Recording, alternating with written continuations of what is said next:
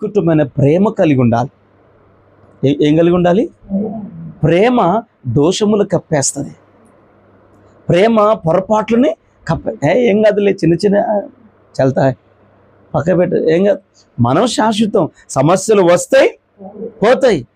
ఎలా కాలం ఉండేది అదనమాట. ప్రేమ అనేది బంధాన్ని పెంచేది. కానీ నువ్వు చేయబట్టి నా బతికెట్టయింది, నువ్వు చేయబట్టి నా 30 సంవత్సరాల జీవితం అంతా ఆగమైపోయిందని ఏనాడు కూడా నోట పలకటానికి వీలు లేదు. హల్లెలూయా. కనుక ఇక్కడ మత్తయి సువార్త 22వ అధ్యాయము 39వ వచనంలో అద్భుతమైన మాట ఉంది. మత్తయి సువార్త ఇది ఒక రకంగా ఉంటుంది, కానీ మనం అర్థం చేసుకుందాం. 22వ అధ్యాయము 39వ వచనం, నిన్ను వలె నీ పొరుగు వారిని ప్రేమింపవలెను. దేవునికి స్తోత్రం. అంటే నీ పొరుగు వారు మొట్టమొదటిగా ఎవరు? భర్తే, భార్యే. భార్య మొట్టమొదటి ఎవరిని ప్రేమించాలి? దేవుని ప్రేమించాలి.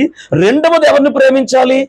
పిల్లలనా, భర్తనా, స్నేహితులనా, భర్తన, భార్యనా? అవునండి, అంతే కదా. స్నేహితులు ముఖ్యమా, భార్య ముఖ్యమా, భర్త ముఖ్యమా? అంటే చాలామంది స్నేహితులకు విలువనిస్తారు కానీ భార్యకి విలువనియ్యరు, భర్తకి విలువనియ్యరు. పిల్లలకి ఎక్కువ ప్రియారిటీ ఇస్తారు కానీ భర్తను లెక్క కూడా, నా పిల్లలు అంటారు. ఆయన ఏమంటాడు? నీ లేకపోతే నీకు పిల్లలు ఎంత వచ్చారు ఆయన అంటాడు. దేవునికి స్తోత్రం కదా. నేను అంటున్నాను, పిల్లలు పెరుగుతారు, పెద్దవుతారు, వాళ్ళు పెళ్ళిళ్ళు అవుతాయి, వారు వెళ్ళిపోతారు, చివరికి మిగిలేది ఎవరు?